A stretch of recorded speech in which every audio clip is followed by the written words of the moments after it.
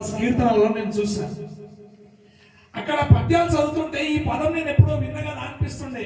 ఎక్కడ విన్నారా మళ్ళొక్కసారి నెమరేసుకుంటే ఇది రాగంచంద్ర కీర్తనలో చదువుకున్నాను నేను చిన్నప్పుడు. నేను 6వ తరగతి 7వ తరగతి ఉన్నప్పటి నుంచే, అంటే సంగీతం అవ్వలేదు కానీ పాటలు అది చిన్నప్పటి నుంచే ఆ భావయుక్తంగా చదువుకునేటువంటి అలవాటు మరి ఆ పరమాత్ముడు ఇచ్చిండు. ఆ సంగీత సరస్వతి, ఆ భజన సరస్వతి నాకు ఇచ్చింది.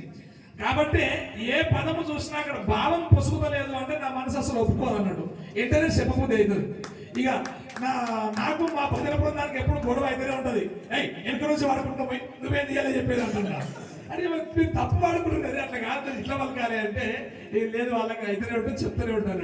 ఇది నేను చేస్తున్న పనే, అది తప్పులు తీయడమే నా పని. పిల్లల పరీక్ష పేపర్లు దిద్దుకున్నా సరే తప్పులు ఎక్కడ దొరికితే చూసి వారి మార్కులు ఎక్కడ పోతామనే చూస్తాం. కాబట్టి వాటి పని ఏం చేయాలి, నేను తప్పులు దొరకకుండా మా సార్తో ప్రయత్నం చేయాలి, తప్పులు దొరకనియకుండా చూడాలి అని వాళ్ళు అనుకోవాలి, పట్టుకోవాలని నేను అనుకోవాలి. దాంట్లో ప్రతిష్టత పెరుగుతుంది అన్నట్టు. క్షమించాలి. ధన్యవాదాలు జగదీశ్వరరెడ్డి గారు. ఇప్పుడు పెద్దలు విజయరెడ్డి గారి చేతులుగా సన్మానం ఉంటుంది. శాలువా మరియు ప్రశంసా పత్రాలతో శ్రీ లక్ష్మీ చెన్నకేశి స్వామి భజన వారికి పెద్దలు సత్కరిస్తున్నారు. గట్టిగా చెప్పడంతో వారిని అభినందిద్దాం.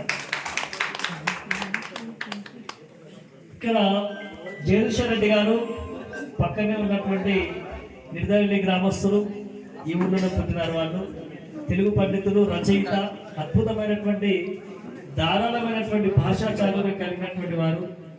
వారు ఇక్కడికి న్యాయనిర్ణేతగా రావడం అనే ఎట్లా అంటే నరేంద్ర మోడీ చేతిలో దేశం ఉందంటే, ఇక